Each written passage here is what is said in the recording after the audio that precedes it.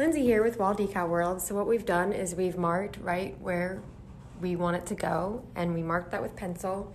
It's all level, and so from here we're going to take it off the wall and remove the backing and then put it right back up. So we'll show you that. It's almost done taking off all the paper backing and leaving ourselves with just the sticker and the masking.